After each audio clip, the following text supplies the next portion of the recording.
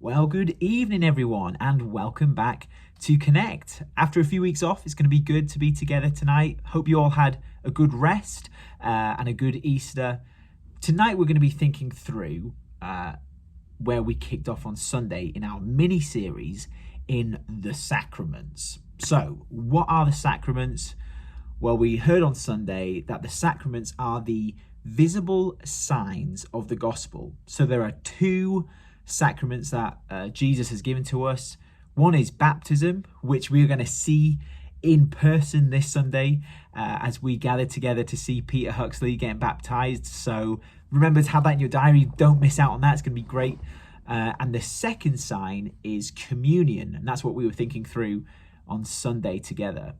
And the big idea that we were unpacking together on Sunday was that you and I and all humans everywhere were made to eat with Jesus.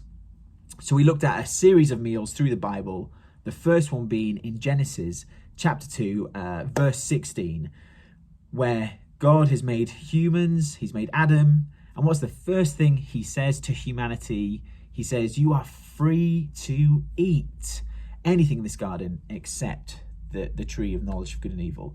But you are free to eat. So that immediate picture that we see of man eating in God's presence, it's a symbol, it's a picture of what you and I were made for. We were made to be in a close, intimate relationship with God, because eating and relationship go hand in hand. And so that's where we're meant to be, that's what we were made for.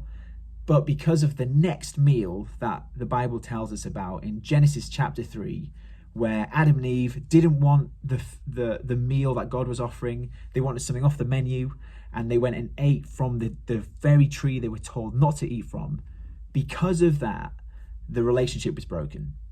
And so we heard how the gospel story, if you look at the theme of eating in the Bible, you can see the gospel story is about a God who is pursuing these broken people in order to bring them back to the table to come and eat with him again. And ultimately, that's where we're going. Ultimately, we see at the very end of all things, in the book of Revelation, the whole story ends, and it's a picture of humanity eating a feast in the presence of God with Jesus himself. And so we know that's where we're going. But how is that possible? Well, you and I both know it's through Jesus, that Jesus is the fulfillment. He is the one who came to bring us back into that right relationship with God again. And so we were thinking through on Sunday how communion is much more than simply just remembering. It's much more than simply just imagining in our heads Jesus dying on the cross for us and thanking him for that. We're not just remembering when we come to the communion table, we're also receiving. We're receiving the benefits of what Jesus won for us at the cross. It's a very real means of grace as we go to the table.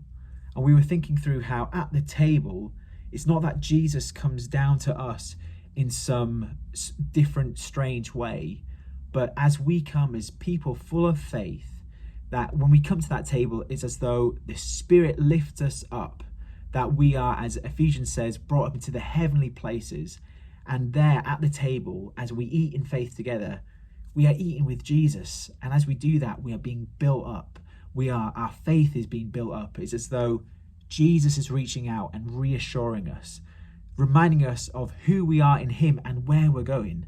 That ultimately, you and me, we are going to eat with Jesus in the flesh one day, but we're not there yet. So we're not just remembering, we're also receiving, and we're re-experiencing the whole gospel story as we gather and eat together. So that's where we were at on Sunday. That's what some of the stuff we're going to be thinking through tonight. Really hope you have a great study. You've got some questions to help you think through this. So I hope you have a great time.